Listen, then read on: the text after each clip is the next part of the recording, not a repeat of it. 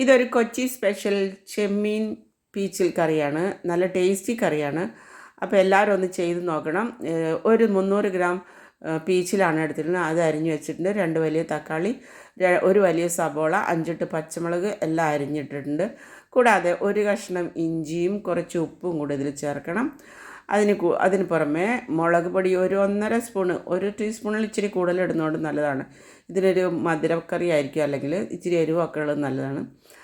ഒരു 1/2 ടീസ്പൂൺ മഞ്ഞൾപ്പൊടി ഇട്ടു, 1.5 ടീസ്പൂൺ മുളക് പൊടി ഇട്ടു. പിന്നെ തേങ്ങയുടെ അരമുറി തേങ്ങയുടെ 2-ാം പാലിലാണ് ഇത് വേവിക്കുന്നത്.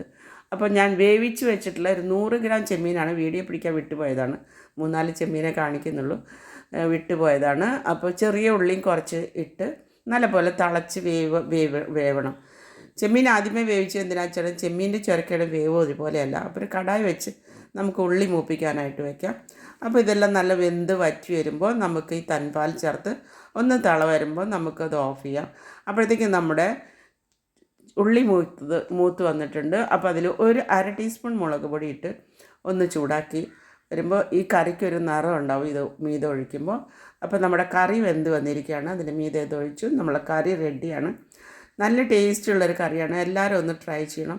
അപ്പോൾ എൻ്റെ ചാനൽ സബ്സ്ക്രൈബ് ചെയ്യാത്തവർ തീർച്ചയായും സബ്സ്ക്രൈബ് ചെയ്ത് ബെല്ലൈക്കൺ അമർത്തി ഷെയർ ചെയ്യണം.